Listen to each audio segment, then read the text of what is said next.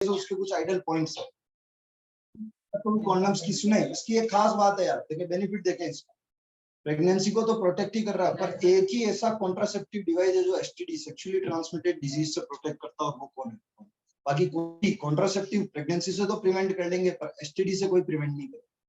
Clear ना? तो इसका एक प्लस पॉइंट है किसका? कॉन्डम्स का। Rather than preventing the pregnancy, it prevents from the sexually transmitted disease और रिप्रोडक्टिव ट्रैक्ट इंफेक्शन, आरटीआई। ये एक प्लस पॉइंट है किसका? कॉन्डम्स का। तो ये बैरियर मेथड में फर्स्ट आता है कॉन्डम्स। सेकंड आता है बेटा डायफ्राम। क्या आता है? डायफ्राम। अरे सब जगह होते हैं। क्लियर?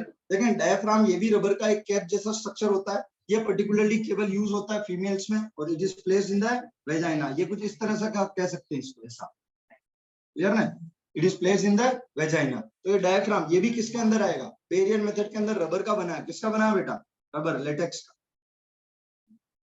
ठीक है, तो ये भी सेकंड बैरियर मेथड है। तो यहाँ कॉन्डम्स में एक ये बेनिफिट्स है, ध्यान रखेंगे इस पॉइंट को, extra point. Reproductive sexually transmitted disease से प्रिवेंट कर रहा है, कॉन्ट्रासेप्शन तो कर ही रहा होगा। अब अगर मैं कुछ इसमें बात करूं, देखें इंट्रा यूटेराइन डिवाइसेस। किसकी? Intra uterine devices.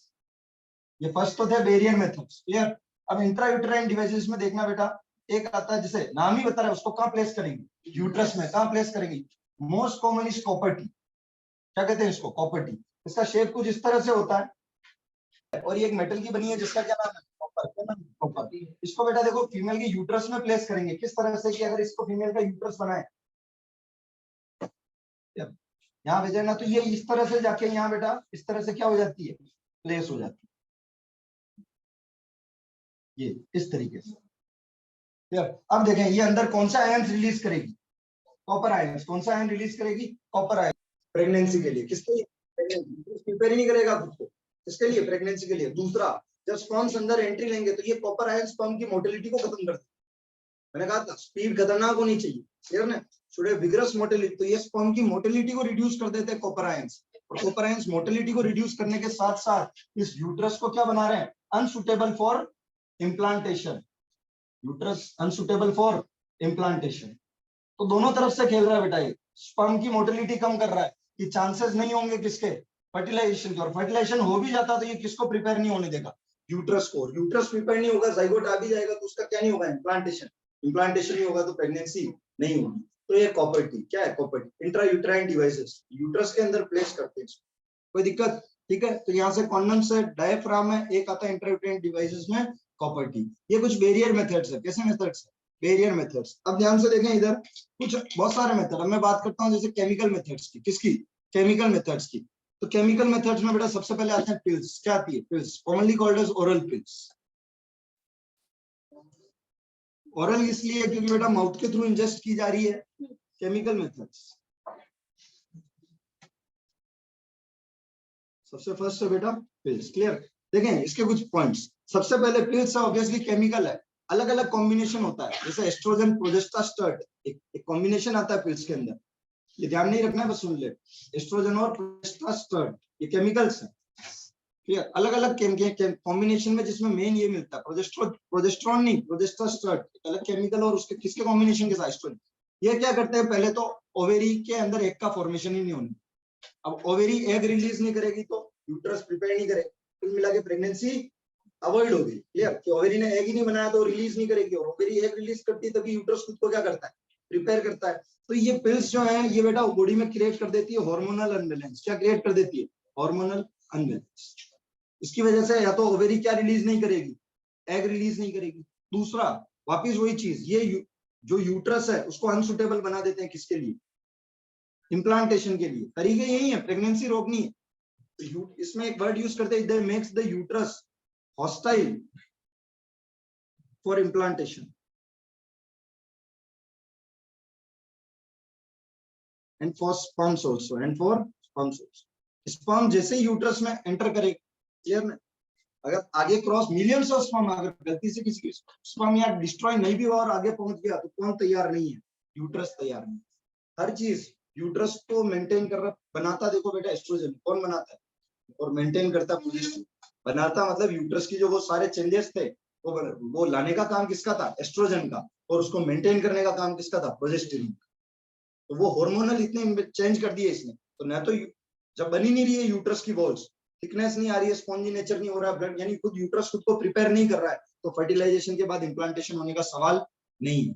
तो यहाँ से ये कॉपर आयन स्पर्म की मोटिलिटी को भी सप्रेस कर रहे हैं और यूट्रस को अनसुटेबल बना रहे हैं। ये पिल्स है, इनके अंदर कुछ हार्मोनल कॉम्बिनेशंस होते हैं, तो हार्मोनल कॉम्बिनेशंस बॉडी के हार्मोनल अनबैलेंस कर देते हैं, डिस्टर्ब कर देते हैं हार्मोन्स को, और ये सारा खेल किसका है, हार्मोन्स का। सारा खेल किसका होगा, जब तक जीएनआरएच सीक्रेट नहीं होगा, एलएचएफएसएच नहीं आएंगे, एलएचएफएसएच नहीं आएंगे तो ओवरी एग नहीं बनाएंगे, ओवरी एग नहीं बनाएगी तो डेवलपिंग फॉलिकल एस्ट्रोजन नहीं बनाएंगे, फॉलिकल्स डेवलप नहीं होगी तो कॉर्पस ल्यूटियम नहीं बनेगा, कॉर्पस ल्यूटियम नहीं बनेगा तो प्रोजेस्टेरोन नहीं आएगा।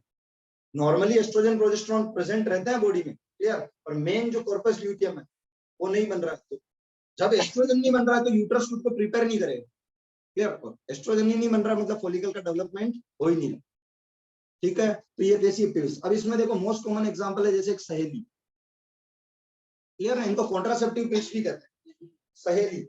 इट वाज डिस्कवर्ड बाय सहेली, सहेली इसलिए नाम दिया कि फ्रेंड ऑफ फीमेल, सहेली।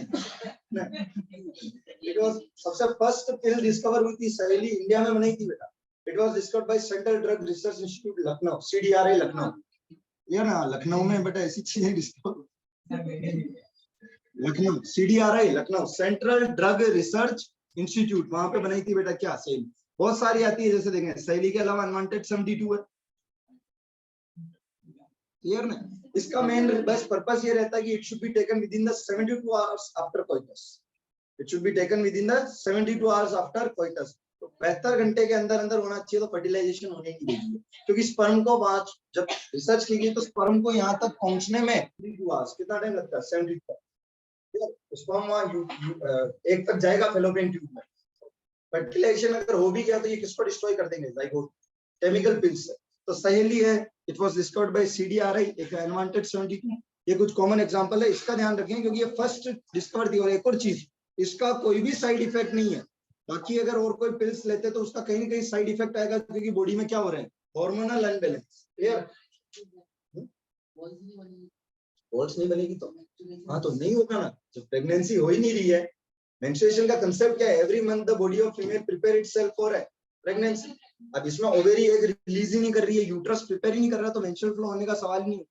मैं कहा था अगर प्रेगनेंसी हो जाएगी तो उसके बाद भी 9 मंथ्स, अच्छा 9 मंथ्स नहीं, अभी मैं आगे एक और चीज पढ़ाऊंगा, कुछ नेचुरल मेथड्स पढ़ाऊंगा, ये बैरियर मेथड थे, कुछ नेचुरल मेथड्स की नेचुरली कैसे प्रेगनेंसी को अवॉइड किया जाता बिना किसी कॉन्ट्रासेप्टिव के, तो वो भी एक तरह का कॉन्ट्रासेप्टिव मेथड है पर नेचुरल मेथड्स है। तो उसमें हम पढ़ेंगे कि प्रेगनेंसी के बाद जो मिल्क फीडिंग होती है उसमें भी यूट्रस खुद को क्या नहीं करता, प्रिपेयर नहीं करता, तो आते वहां, तो अगर यूट्रस प्रिपेयर नहीं कर रहा तो मेंस्ट्रुएशन होगी, मेंस्ट्रुएशन नहीं हो रही है मतलब प्रेगनेंसी नहीं हो सकती। तो ये कैसे मेथड्स है, ओरल पिल्स कहते हैं इनको, क्या कहते हैं, pills, these are the tablets of certain chemical combinations which makes the hormones unbalance in the body, due to which either ovary do not form egg or it makes the uterus hostile for implantation and for sperm। Copper क्या कर रहा है, sperm की motility को कम कर रहा है, ठीक है, कोई दिक्कत।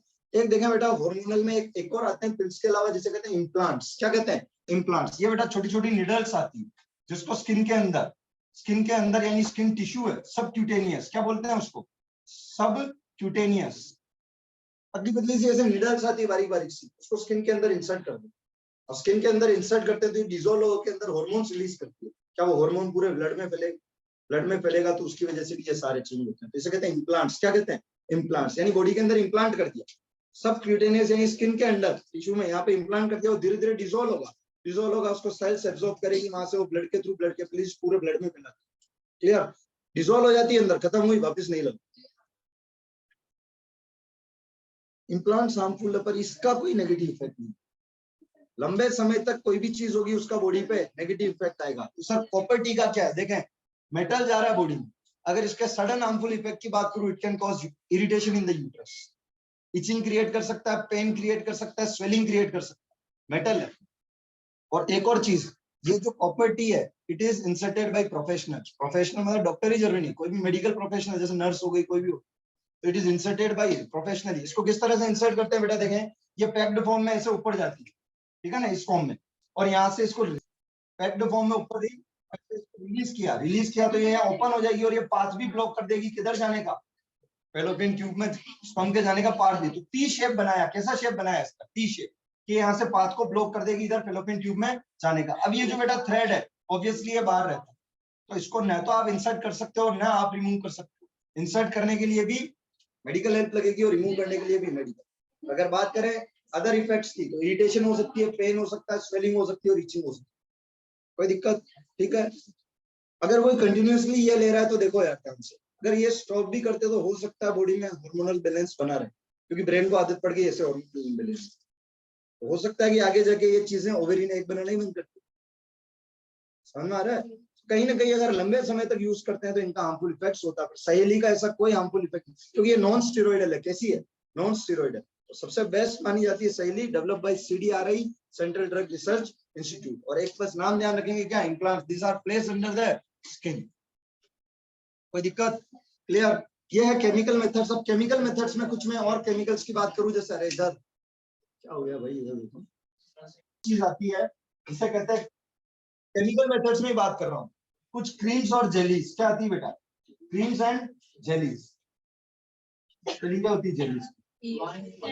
जेली या क्रीम्स में देखें बेटा, स्पर्मिसाइडल क्रीम्स। कौन सी क्रीम्स? Spermicidal creams. साइड का मतलब क्या होता है?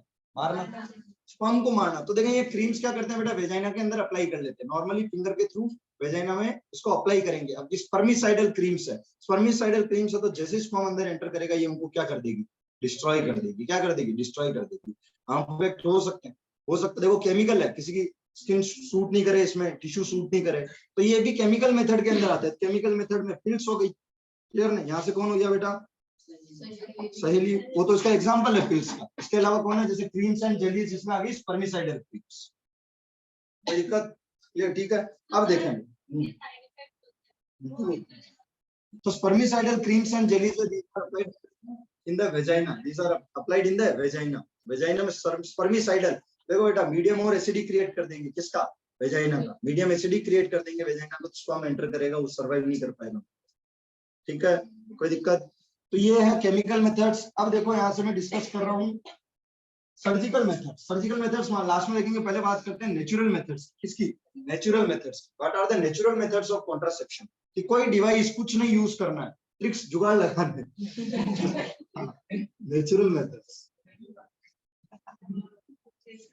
थोड़ा रिस्क है, देखो मेथड में सबसे पहले अगर मैं बात करूँ, इसे कहते हैं कोइटस इंटरप्ट्स। क्या कहते हैं? कोइटस इंटरप्ट्स इज रिमूव्ड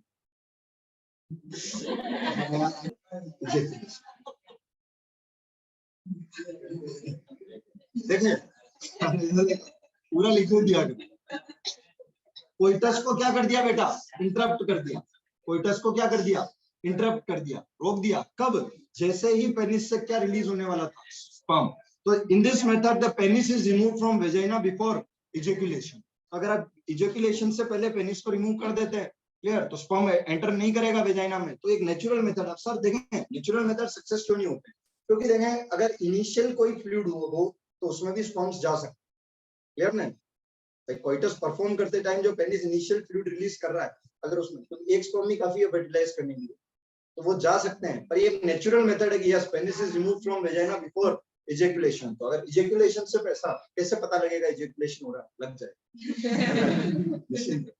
ठीक है, पर ये मेथड करने के लिए बहुत प्रैक्टिस चाहिए। नहीं है इस मेथड को परफॉर्म करना, और ध्यान, एकाग्रता। Releasing of sperm from penis is called ejaculation. Releasing of sperm from penis is called ejaculation. बात नहीं है, प्रयास करिए।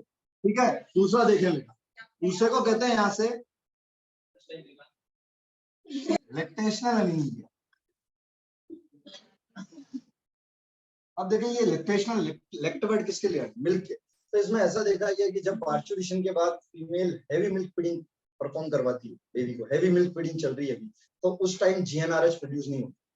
GnRH produce, heavy milk feeding, breast feeding चल रही है, गोनेडोट्रोफिन रिलीजिंग हार्मोन हाइपोथैलेमस से। अब वो प्रोड्यूस नहीं होगा तो LHFSH नहीं आएंगे, LHFSH नहीं आएंगे तो ओवरी में एग नहीं बनेगा, एग नहीं बनेगा तो रिलीज नहीं होगा और यूट्रस खुद को प्रिपेयर नहीं करेगा। लेकिन जैसे जैसे मिल्क फीडिंग रिड्यूस होने लगती है, यानी कि देखें प्रेगनेंसी के बाद, पार्चुरेशन के बाद भी 2 to 3 मंथ्स तक मेंस्ट्रुअल फ्लो नहीं होगा, क्यों? क्योंकि उस टाइम मिल्क फीडिंग का प्रोसेस चल रहा है। कौन सा? लैक्टेशन चल रहा है। क्या चल रहा है? लैक्टेशन। तो इसका नाम है लैक्टेशनल अमीनीरिया, कि नेचुरली उस टाइम एग नहीं बन रहे हैं। तो कैसा मेथड है? नेचुरल मेथड है। कैसा मेथड? Natural method. नेचुरली उस टाइम हैवी मिल्क फीडिंग के टाइम जीएनआरएच सीक्रेट नहीं होता या कम होता है, तो एलएचएफ नहीं आएंगे। एलएचएफ नहीं आएंगे तो ओवरी में नहीं जाएंगे। ओवरी में नहीं जाएंगे तो एग नहीं बनेगा। एग नहीं बनेगा तो यूट्रस खुद को प्रिपेयर नहीं करेगा, और यूट्रस प्रिपेयर नहीं करेगा तो इम्प्लांटेशन नहीं होगा। क्या बेटा? ओवरी में एग बनेगा, यानी एग है तो फर्टिलाइजेशन है, फर्टिलाइजेशन है तो जाइगोट है, जाइगोट के बाद यूट्रस है तो इम्प्लांटेशन, और इम्प्लांटेशन है तो प्रेगनेंसी, और प्रेगनेंसी है तो पार्चुरेशन। सब कनेक्टेड है एक दूसरे से। क्लियर? तो इसे क्या कहते हैं? लैक्टेशनल अमीनीरिया। नेचुरल मेथड है कि during the lactational heavy milk feeding the ovary does not produce egg. During heavy milk feeding, during heavy milk feeding ovary do not produce egg. इसे कहते हैं लैक्टेशनल अमीनीरिया। क्या कहते हैं? लैक्टेशनल। तो क्या एक नेचुरल मेथड है? हाँ। पीरियोडिक एब्स्टिनेंस, अब इसको ध्यान से समझना है। पीरियोडिक एब्स्टिनेंस,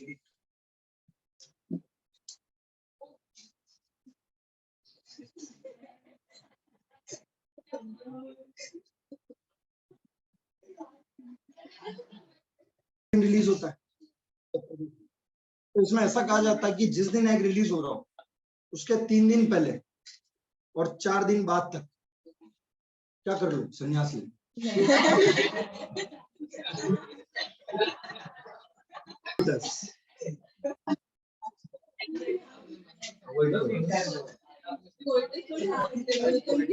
पॉपुलेशन, इंटरकोर्स सब अवॉइड करना। Population same word. अब मतलब समझना यहाँ से भी। सर क्यों? क्या ये पूरा हार्मोन पे डिपेंड कर रहा था? ध्यान से सुना। ओवेरी कॉर्पस, अरे कॉर्पस ल्यूटियम टूटा तभी एग रिलीज हुआ, और कॉर्पस ल्यूटियम को तोड़ा था किसने? एलएच ने। क्लियर ने? एलएच मतलब मैच्योर ग्राफिन फॉलिकल को तोड़ा था एलएच ने। एग बार आ गया और वो बन गया कॉर्पस ल्यूटियम। एग बार आ रहा है तो देखिए बेटा, चांसेस है कि इस फेज में, ये जो फेज है इसे कहते हैं रिस्क फेज। क्या कहते हैं? या अनसेफ पीरियड कह सकते हैं। क्या कह सकते हैं? Unsafe period. कि इस टाइम सबसे ज्यादा रिस्क रहते, रिस्क कह सकते हैं कि चांसेस रहते हैं किसके? प्रेगनेंसी के। किसके चांसेस रहते हैं? प्रेगनेंसी के। क्यों? क्योंकि एग रिलीज होगा तो नेचुरली अगर आप प्रिवेंट की, मैं यार कोई कॉन्ट्रासेप्टिव डिवाइस यूज नहीं करना, तो एक तरह का नेचुरल। सर मुझे कैसे पता चलेगा 14 डे कौन से? तो भैया यहाँ से गिनेंगे ना। जिस दिन ब्लीडिंग स्टार्ट हुई, सुनना, जिस दिन ब्लीडिंग स्टार्ट हुई वो क्या बनेगा? फर्स्ट डे, और उस दिन से डेट काउंट कर लो किसकी? 14 डे। अब 14 डे से 3 दिन पहले और 14 डे के 3 दिन बाद। क्लियर? जैसे फॉर एग्जांपल मान लो कि ब्लीडिंग स्टार्ट हुई थी जैसे 4। क्लियर है? बहुत अच्छा। उसमें कुछ और क्रिएटिव कर लो, समय व्यर्थ ना करें।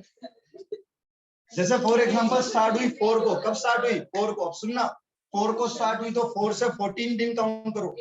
4, 5, 6, उसमें 3 दिन और पहले लेने। क्लियर ना? 4 से स्टार्ट हो रही है तो 14 दिन कहां पे जाएगा? 18, यानी 18 से 3 दिन पहले और 4 दिन। ये पूरा निकालना है ना, ये और ये यहाँ तक का पेज, आगे की 3 और पीछे की 3। तो 14 डे से यहाँ से इस तरह से काउंटिंग कर सकते हैं। क्लियर? जिस दिन ब्लीडिंग स्टार्ट हुई उसके बाद 14 डे लेने, 14 डे लेने, 3 दिन पहले और 3 दिन बाद में। ये अनसेफ पीरियड है बेटा। कैसा पीरियड है? Unsafe period. अब देखें सेफ पीरियड सबसे ज्यादा कौन होगा? सेफ पीरियड होगा ये वाला, जिस टाइम ओवेरी प्रिपरेशन में लगी हुई है एग बनाने की। ओवेरी प्रिपरेशन में लगी हुई है एग बनाने। कौन सा फेज था? यूट्रस खुद को प्रिपेयर कर रहा है, ल्यूटियल फेज। कौन सा फेज? Uterus, luteal phase. ये मोस्ट सेफ पीरियड माना जाता है। देखें इसमें कॉपुलेशन होगा नहीं, ब्लीडिंग फेज है। सेकंड यहाँ से फॉलिकुलर फेज है, तो 3 दिन अवॉइड कर रहे हो तो ये थोड़े से दिन कोई बात। सबसे सेफ पीरियड ये है। क्लियर ना? कि 18th डे हो गया, 18 डे से लेके 28 डे, यानी 10 डेज का टाइम। बस तो तो ये क्या है? Periodic abstinence. पीरियोडिक मतलब एक पर्टिकुलर टाइम पीरियड के अंदर तुमने एब्स्टिनेंस यानी ब्रेक ले रखा। तो इसमें आता है 3 days before the ovulation and 4 days after the ovulation. हाँ, अब सुने ध्यान से। अनसेफ पीरियड, अब तुम कह रहे हो सेफ पीरियड। क्या सुने? Safe period. ध्यान रखना बेटा, सेफ पीरियड कभी सेफ नहीं होता। क्यों? सेफ पीरियड कभी सेफ नहीं होता। देखें अगर एग गलती से 2 दिन और रुक गया तो उसके जमनी नहीं, अब 2 दिन और रहना है। अगर गलती से हार्मोनल है, अगर 1 या 2 दिन और एक्स्ट्रा रुक गया और तुम तो पंक्चुअलिटी के साथ चल रही है ना, पूरी तारीख मिला के पंक्चुअलिटी के साथ दिक्कत हो जाएगी। हार्मोनल में ऐसा, हार्मोन जब तक डाउन नहीं होंगे, अप नहीं होंगे, इनमें कुछ भी चेंजेस नहीं होंगे, तो सेफ पीरियड कभी सेफ नहीं होता। यानी natural methods are not that much successful, पर ये नेचुरल तरीके हैं कि आजमाना चाहिए। खतरों की खिलाड़ी है तो ये है पीरियोडिक एब्स्टिनेंस। कोई दिक्कत? तो अब तक क्या पढ़ा? बैरियर मेथड्स देखे, उसमें कॉन्डम्स देखे, डायग्राम्स देखे, इंट्रायूटेरस देखे, केमिकल मेथड्स में स्पर्म देखी, हमने साइडल लिम्स देखी, इसमें हमने बात की और इसमें इम्प्लांट्स और सहेली, ये केमिकल मेथड्स थे पिल्स में। फिर हमने बात की किसकी? लैक्टेशनल अमीनीरिया की, क्लियर, कि जो हैवी मिल्क फीडिंग का फेज होता है उसमें नेचुरली ओवरी एग नहीं बनाती। और फिर हमने बात की पीरियोडिक एब्स्टिनेंस की। अब देखें कुछ सर्जिकल मेथड, कि कोई कहता है कि नहीं यार परमानेंटली तो बंद ही करना, क्लियर ना, बंद करना इन द सेंस चिल्ड्रन नहीं चाहिए, क्लियर ना, कोई कुछ नहीं, बस हो गए 2-3 बच्चे सफिशिएंट है तो परमानेंट में ये सारे मेथड्स रिवर्सिबल है। कैसे है? रिवर्सिबल है, क्लियर। लेकिन अब परमानेंट मेथड्स की बात आती है तो वहां परफॉर्म होती है सर्जरी। क्या परफॉर्म होती है? सर्जरी। तो अब हम देख रहे हैं सर्जिकल मेथड्स, कॉन्ट्रासेप्टिव के सर्जिकल मेथड्स।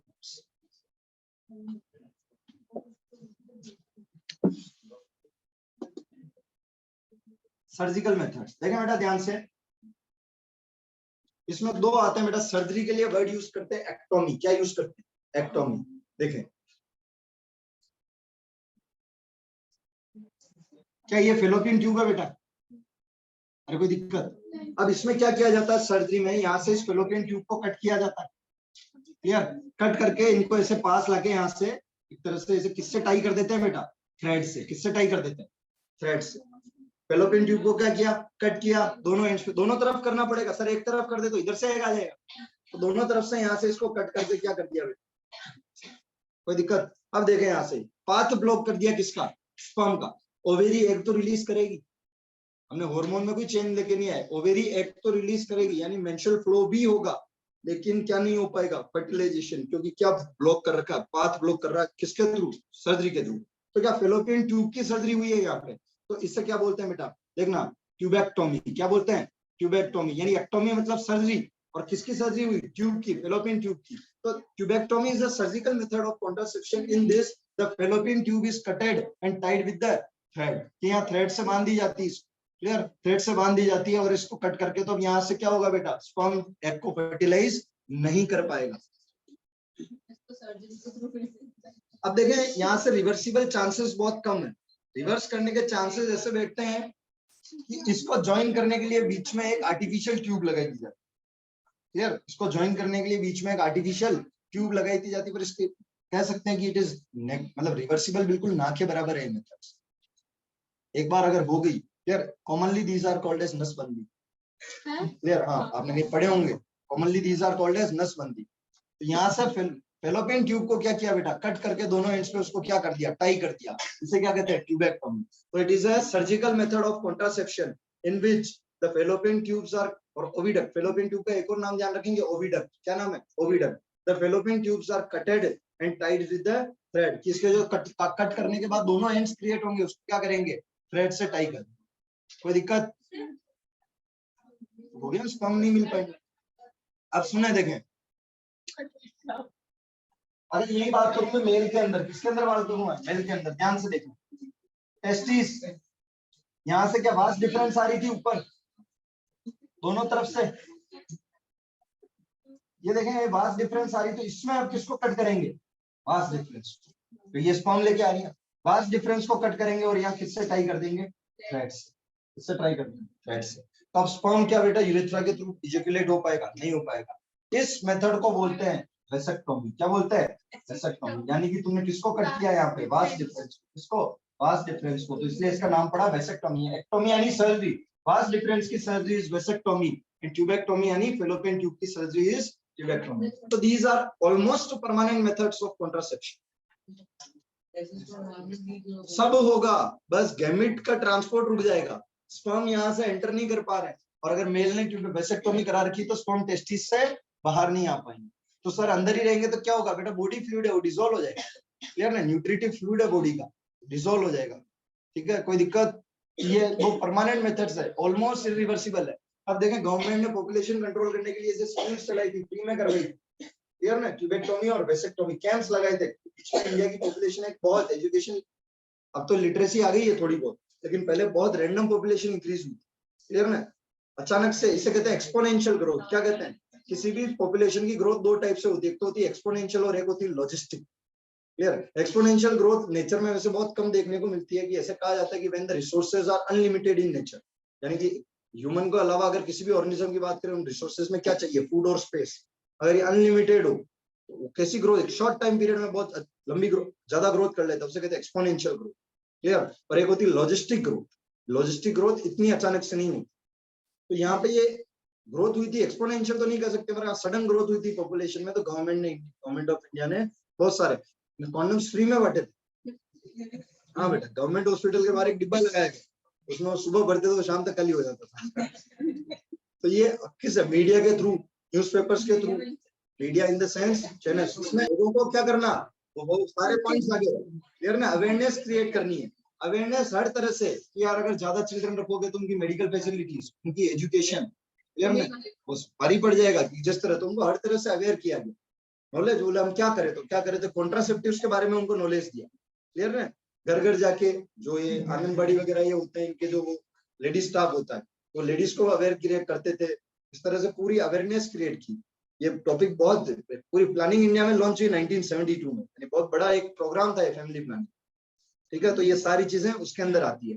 तो ये है कुछ कॉन्ट्रासेप्टिव मेथड्स, जिसमें बैरियर मेथड्स आ गए, केमिकल मेथड्स आ गए, नेचुरल मेथड्स आ गए और सर्जिकल मेथड्स आ गए, क्लियर। अब इसमें सर्जिकल मेथड में ट्यूबेक्टोमी और वासेक्टोमी के अलावा फिर एक और आता है जिसे कहते हैं MTP, medical termination of pregnancy. अब तक हम प्रेगनेंसी होने ही नहीं दे रहे, लेकिन अगर प्रेगनेंसी हो जाती और इम्प्लांटेशन, प्रेगनेंसी होना मतलब इम्प्लांटेशन हो गया, उसके बाद प्रेगनेंसी को अवॉइड करना है, तो उसके लिए उसे बोलते हैं मेडिकल टर्मिनेशन ऑफ प्रेगनेंसी, यानी मेडिकली टर्मिनेट कर रहे हैं किसको, प्रेगनेंसी को, और ऑब्वियसली सर्जरी के थ्रू ही हो पाएगा, अब और किसी तरीके से नहीं होगा, क्योंकि प्रेगनेंसी हो चुकी है। तो देखें एमटीपी पढ़ते हैं, मेडिकल टर्मिनेशन ऑफ प्रेगनेंसी, ये गवर्नमेंट ने,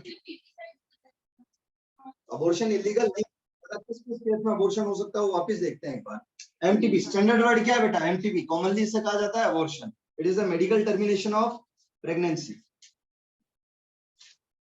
it is a medical termination of pregnancy, बेटा पर्सनल टेस्ट है ना, हाँ, टर्मिनेशन ऑफ प्रेगनेंसी। अब देखें किस किस केस में हो सकता है, पहला failure of contraceptive, failure of contraceptive, हाँ आपने कहा कि यार कॉन्ट्रासेप्टिव यूज किया था पर वो फेल हो गया, क्लियर, फेल हो, कोई सा भी कॉन्ट्रासेप्टिव हो, पिल्स चल रही हो, अब इसमें पूरा ध्यान रखना पड़ता है, ये जो पिल्स आती है एक तो जैसे आती है वंस इन अ वीक, एक पूरा मंथली रोटेशन चलता है, क्लियर ना, कि आज ऐसे इस तरह से वीकली, जिसमें तो पूरा शेड्यूल चार्ट, अगर उसमें एक भी मिस हो गई तो वो सब गया पूरा, बहुत ध्यान से, तो ये अलग अलग पिल्स आती है इसमें। तो अगर failure of contraceptive, yes we are taking the contraceptive, हमने यूज किया था पर वो फेल हो गया, तो इसमें आप क्या करा सकते हैं, एमटीपी करा सकते हैं। सेक्स डिटर्मिनेशन तो संभव ही नहीं, कोई नहीं करेगा, करने में तो होते हैं पर वो इलीगल है, फेलियर ऑफ कॉन्ट्रासेप्टिव। दूसरा इसमें ले सकते हैं कि अगर प्रेगनेंसी को कंटिन्यू करने से फीमेल की बॉडी पे कोई रिस्क है फीमेल की लाइफ को, क्लियर ना, कि the continuation of pregnancy is harmful for the female, pregnancy को कंटिन्यू करना अगर उसके लिए हार्मफुल हो रहा है, तो इस केस में भी क्या परफॉर्म होगी, एमटीपी, क्लियर ना, कि प्रेगनेंसी को क्या करना, कंटिन्यू करना, कि continuation of pregnancy is harmful, discontinue तो उसको फिर एमटीपी करो, हटाओ प्रेगनेंसी को, तो क्या है, मेडिकल टर्मिनेशन ऑफ प्रेगनेंसी। कैसे करेंगे, प्रोफेशनली कट लगाएंगे, यूट्रस से उस एम्ब्रियो को कट करके बाहर निकाल, तो प्रेगनेंसी कंटिन्यू नहीं होगी। तीसरा फेलियर ऑफ कॉन्ट्रासेप्टिव, प्रेगनेंसी अगर हार्मफुल है। एक और चीज क्या बताई थी मैंने इसमें, कैजुअल इंटरकोर्स, क्या बताई थी, कैजुअल इंटरकोर्स, हाँ, कि ध्यान नहीं रहा, है ना, कैजुअल इंटरकोर्स ध्यान नहीं, ठीक है। लेकिन अब ध्यान रखें, एमटीपी फर्स्ट ट्राइमेस्टर के बाद परफॉर्म नहीं, प्रेगनेंसी है पता लग गया तुम्हें पहले ही, तो एमटीपी करवानी तो जाओ डॉक्टर के पास, सेक्स डिटर्मिनेशन नहीं होगा पर क्या हो जाएगी, एमटीपी हो जाएगी, पर उसका रिकॉर्ड रहेगा कि हाँ इन्होंने एमटीपी करवाई थी, और डॉक्यूमेंट सबमिट होंगे, सेक्स डिटर्मिनेशन नहीं होगा। तो कैजुअल इंटरकोर्स तो फर्स्ट ट्राइमेस्टर के बाद क्यों नहीं होगा, क्योंकि उसके बाद प्लेसेंटा बहुत स्ट्रॉन्ग हो जाता है, और प्लेसेंटा स्ट्रॉन्ग होना मतलब मदर का टिश्यू तोड़ना है, तो दोनों का टिश्यू ना, तो फिटस और मदर का, तो फिटस की तो वैसे डेथ होगी अगर उसको हटाएंगे, फिटस की डेथ हो रही है, पर मदर का टिश्यू टूटेगा तो इंटरनल हैवी इंटरनल ब्लीडिंग हो सकती है, बहुत स्ट्रॉन्ग कनेक्शन बन जाता है बेटा प्लेसेंटा का। 3 ट्राइमेस्टर है, फर्स्ट ट्राइमेस्टर, सेकंड ट्राइमेस्टर और थर्ड ट्राइमेस्टर, तो बहुत स्ट्रॉन्ग कनेक्शन बन जाता है प्लेसेंटा का। तो after first trimester abortions are not advisable और नॉट पॉसिबल। करने में लोग करते हैं, फिर वो रिस्की है, ठीक है। यहां से बेटा देखें एक और चीज आई थी एमटीपी के बाद, एक टर्मिनोलॉजी सिखा रहा हूं जिसका नाम है एमिनियोसेंटेसिस। क्या नाम है? एमिनियोसेंटेसिस। देखें, आपने कभी ऐसे डायग्राम देखा होगा प्रेगनेंसी का, जो बेबी होता है एक पॉलिथीन जैसे स्ट्रक्चर में रहता है, क्लियर ना, और उसके अंदर फ्लूइड भरा रहता है। क्या भरा रहता है? फ्लूइड। उस फ्लूइड को कहते हैं एमनियोटिक फ्लूइड। ये इसके रिगार्डिंग नहीं है पर बता रहा हूँ। कभी एक डायग्राम देखा होगा ऐसा, ये जो बच्चा है वो एक फ्लूइड के अंदर रखा हुआ, वो एक पॉलिथीन में, उस पॉलिथीन को कहते हैं एमनियोटिक सैक। एमनियन है वो, क्या है? एमनियन। और उसके अंदर जो फ्लूइड भरा है वो है एमनियोटिक फ्लूइड। क्या है? Amniotic fluid. अब इस एमनियोटिक फ्लूइड में क्या है बेटा? इसी फ्लूइड में वो क्रोमोसोम्स रहते हैं। फीटस का डेवलपमेंट चल रहा है अभी, क्लियर ना, इसी फ्लूइड बनता है। जैसे जाइगोट बनाना तो एक थैली बन गई वहां, उस जाइगोट के अंदर क्या बनेगा? एम्ब्रियो। क्या बनेगा? जाइगोट एम्ब्रियो में कन्वर्ट होना नहीं। अगर ये जाइगोट था तो ऐसे समझो इसके बाहर एक पॉलिथीन बन गई, इस पॉलिथीन का नाम है एमनियन। क्या नाम है? एमनियन। अब ये जाइगोट अंदर किस में कन्वर्ट होगा? एम्ब्रियो में। एम्ब्रियो में, और फिर एम्ब्रियो से और आगे आगे डिवीजन होते हुए क्या बनेगा बेटा? बेबी में कन्वर्ट होगा। तो इसके अंदर एक फ्लूइड बढ़ जाता है, उसे कहते हैं एमनियोटिक फ्लूइड। क्या कहते हैं? Amniotic fluid. अब इस एमनियोटिक फ्लूइड के अंदर बेटा क्रोमोसोम्स रहते हैं। क्या होता है? क्रोमोसोम्स होते हैं। तो क्रोमोसोम्स होते हैं तो यहाँ से बेटा सेक्स डिटरमिनेशन होने लग गया। कैसे? एक निडल डालते थे, निडल डालते थे, सिरिंज से क्या निकाल लेते थे? एमनियोटिक फ्लूइड, और उसके अंदर देख लेते थे क्रोमोसोम्स। अगर क्रोमोसोम एक्स और एक्स है तो वो क्या है बेटा? फीमेल। क्या है? फीमेल। तो यहाँ से ये एमनियोसेंटेसिस यानी एमनियोटिक फ्लूइड के थ्रू बेटा पता लगा लिया। ये सब टेक्नोलॉजी लाई क्यों थी? ये टेक्नोलॉजी लाई थे जेनेटिक डिसऑर्डर को पता करने के लिए। किसको पता करने के लिए? Genetic disorder. जेनेटिक डिसऑर्डर यानी कि जो ऐसे डिसऑर्डर जो क्रोमोसोम के नंबर ऊपर नीचे होने से या जीन्स की वजह से कहाँ आती है बच्चों में, कि उसको यार यहीं पे पता कर लें प्रेगनेंसी के टाइम पे, तो हम उसको वहीं ट्रीट कर सके कि बच्चा अबनॉर्मलिटी के साथ पैदा नहीं, उसका बर्थ किसी अबनॉर्मलिटी के साथ नहीं हो। तो ये टेक्नोलॉजी उसके लिए लाए थे, पर इसका मिस यूज होने लग गया किसके अंदर? सेक्स डिटर्मिनेशन के अंदर। किसके अंदर? Sex determination. क्लियर?